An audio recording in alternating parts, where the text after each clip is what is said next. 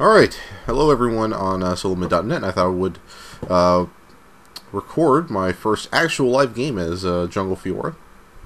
I hadn't been able to because, you know, new champion gets unlocked. Unless you're in the very top of ELO, everyone just tries to insta-lock the new champion and play him. Because it's very hard, so I've sort of just not even been playing live games. I've been playing with my friends in custom games. And messing around with Jungle Fiora and getting her... by the way, pardon if I say Fiona, it's just, yeah, very similar words. But I've been messing around with the Jungle Fiora build, trying to master it in the jungle, and so this is my first attempt actually just trying it in a live game. You know, I wrote the guide without having actually tried it in a live game, because I didn't actually know the proper build order at that point. I hadn't been able to test it. So, this is just my first attempt at that, and I thought I would go over it. So, first off the bat, what you're going to notice is there's no support on this team, and there's no support on the enemy team. This team, my team was going to have a support. The problem was we didn't have an AD carry because he said he was going AP. So the problem was we didn't have an AD carry. So our support was going to be Janna, and he switched over to Ashe.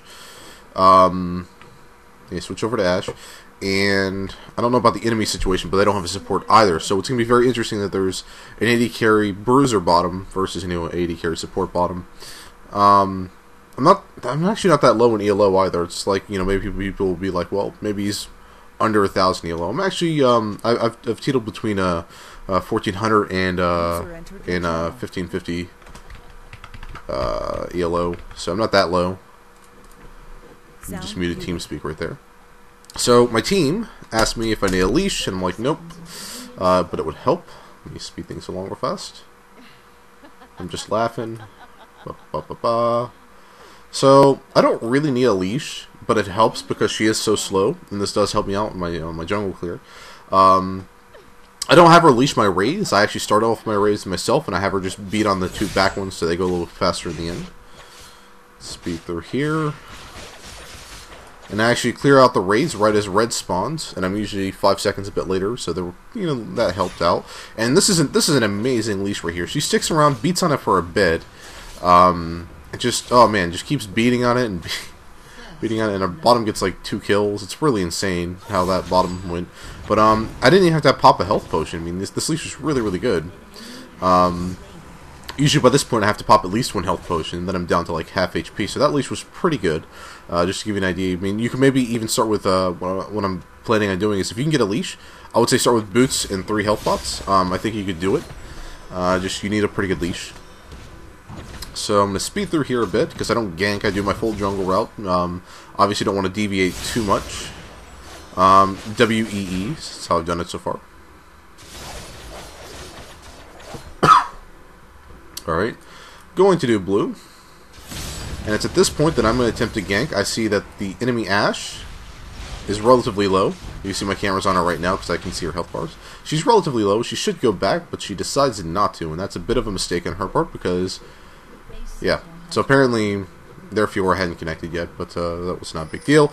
I ping the Ashe saying, let's jump on her. Now, I don't have a flash, so I just sort of keep up on her.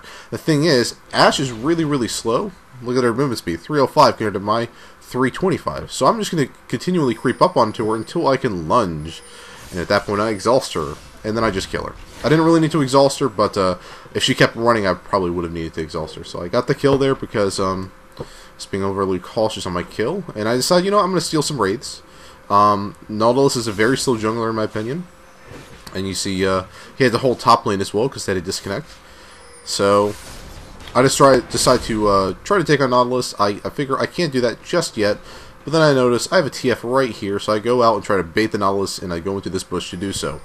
I bait him into it, ping the Nautilus, and say, okay, come help me with this. So I start beating on the Nautilus at this point. I'm actually doing a little bit more damage than I thought I would. For some reason I stopped attacking there. But, yeah, we got the kill there because I managed to bait the enemy Nautilus. It's something, you know, you may want to do. I left these 2 raids here intentionally, and I'm going to take his red, and I believe I leave both raids there after I take his red as well. Yep, leave both raids there. So that just really just completely ruined the Nautilus's jungle at this point. And I'm going to go in for a gank on this Riven. I forget if it actually works or not, but I'm going to at least attempt it. No, it doesn't work. Nope. I would take a turret hit, and I think I just B at this point. And I have enough, just get enough to buy Wriggles. I didn't have enough to buy Wriggles, waited like for 5 gold and had enough at that point. Let's go back out. My blue just ran off. And I'm looking to do dragon. At this point, it's 6:56. No one's expecting a dragon, and I have my Wriggles. And speed this up. I just barely do Wriggles. This is a bit more of a... I shouldn't have really been trying it, but I had red buff, and I had my smite up, so I decided to take a risk. Very, very risky, but I managed to pull it off. I saw where all the enemies were. I knew I couldn't probably get ganked, aside from the Nautilus. Should have probably put my Wriggles ward right on here. And then you notice I mentioned the dragon timer. So if you didn't know, dragon respawns in 6 minutes, and time that exactly, so I know he'll be up at 13:50, and we go for, I believe we'll get dragon at that point in time. Speeding up, I see my reds up, and I go and get it. And now I'm going to go to gank this enemy Leona, which is right around here. Not Leona, Fiora, my bad. See her right there, and I lunge on her, as well as TF being right here, and I Blade Waltz. I believe I have a Blade Waltz, I should. There we go, yes. So I Blade Waltz, pick up the kill. I probably didn't need to Blade Waltz, but hadn't really had a chance to use it in the live game yet, so I figured, you know, what the hell, I'll use it.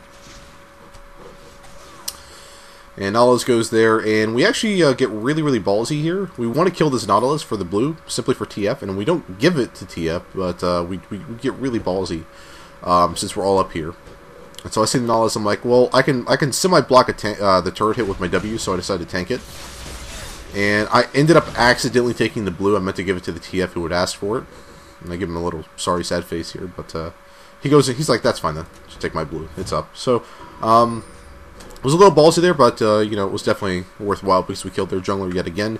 And we got his blue buff, and we already denied his red buff. And that's, I don't even think he gets his own red buff all game. I think I have it on farm pretty much. Speed up here. And I'm holding this lane for a bit because TF was getting our blue. And yeah, I say let's get this tower. This is a bit of a bad move on my part because they focus TF and TF end up dying while I'm focusing on this tower. And I figure tower is pretty important. So I do that. I try to get away, and Nautilus blows his ultimate on me, and I die. So they shut me down, and we got a tower for 2 deaths. I'm not certain if that was worth it. I think saying in here. Don't know if that was worth it. But they don't end up picking this tower, so in the end, it actually did be worth it because it allowed us to be pushed up a little bit more and be way more aggressive.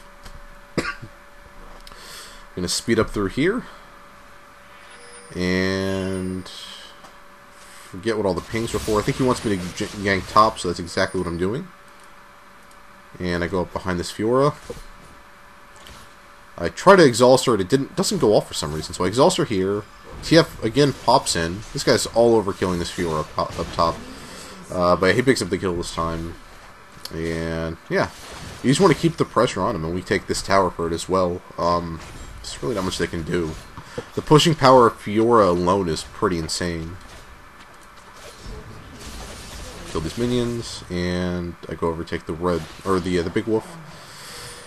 And let's see what happens. I guess we go for dragon. Yeah, we go for dragon. Alright, and so we got dragon, and I'm going to note dragon's time again. There we go, 2018 dragon.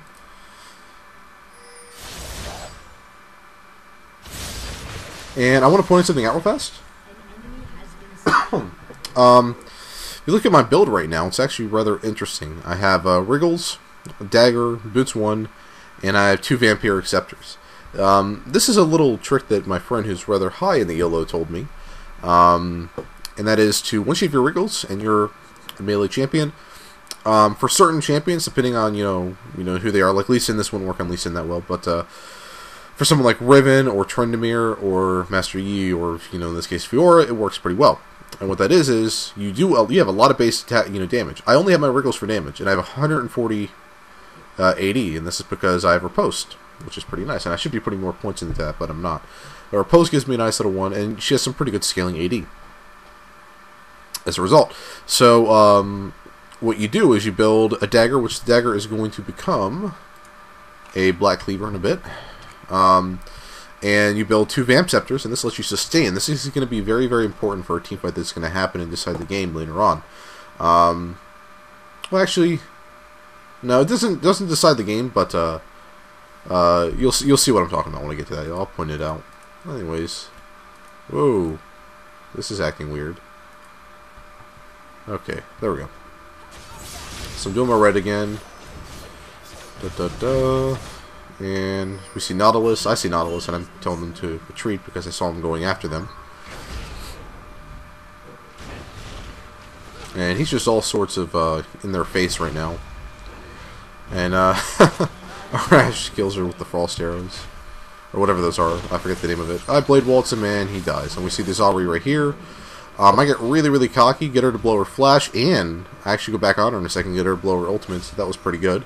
Get her to blow 2 very important things. Both of her escapes, meaning if we just had to go after her in a bit, she won't be able to escape us, which would be awesome. So I know she's going to throw a charm, and I dodge that charm, and then I just lunge onto her and try to get her to blow everything she can. I exhaust her, go after her. I probably could have killed her. I mean, she gets really low, but I get her to blow her ultimate, so I retreat at 2 bars of HP. I think I was going to go around and try to get a kill, then I saw the Riven appear and I knew she was backing, so I knew it was impossible and I just beat. At this point I bought a BF sword because I had enough money for it. Going for my jungle again. Okay, mid, we see an Ari and a Nautilus are pretty pushed up, and our Aurelia and TF are here, so you do the numbers, it's 3 versus 2, we got the advantage. I lunge on there just for an assist. I don't plan on taking the kill from TF, I just wanted the assist there. And I think I go and take his red because I saw it just spawn. Yep, get his red because I saw it just spawn. And Nautilus is here. I don't know what he was just doing chilling up there. Was it worth it? Leave 1 Wraith. I accidentally killed both of them. I think that was Aurelia if I recall. Anyways, I see this overextended Riven and I want her dead. Now, that's a very important thing you should be noting right now. I couldn't exactly lunge to the Riven, but I could lunge to a minion, then Riven. I have a Freak post this out in the Summoner Spotlight as well. Not Summoner Spotlight, Champion Spotlight. If I wasn't in range, that's what makes lunge such a good initiation. It's actually got a longer length than Flash for initiating, because you can do it on a minion and then immediately after go after the champion you want to go after. So I use that little trick to get onto the enemy Riven. So we chase this Riven, and I think I Blade Waltz her. I do. She's dead. Pretty easy. I probably shouldn't be using the Blade Waltz as much as it is, because it's a really, really long cooldown, as you can see. Now, this is the team fight I'm going to talk about. I'm going to get very low, and this Ashe is going to be rather high in the HP, but you'll see exactly what I'm talking about. I'm going to play this back in slow motion. Actually, maybe normal motion real fast. Alright. So we see the enemy Fiora is popping her ultimate and going all over the place, trying to get our Aurelia. The thing she didn't take into consideration is she was going to bounce to all of us and not actually focus on the Aurelia. She knew she would end off on the Aurelia, but it wasn't going to kill her, and that was the problem with that. And Aurelia just turns around and we just completely wreck her. I mean, there was nothing that Fiora was going to do at that point. Now, I'm going to play this back in normal. Take a look at this. Okay, Aurelia's going to die. Ari's going to go after her. Yeah, well, Ari kills her with the ultimate.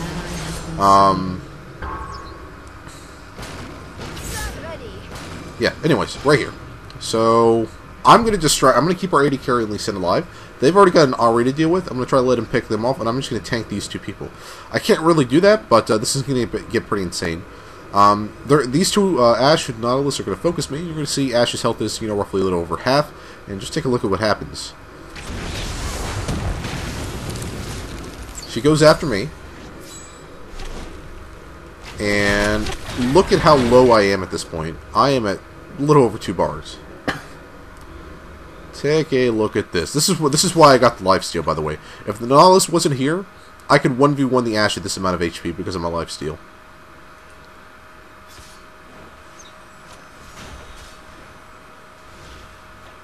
Just take a look at that.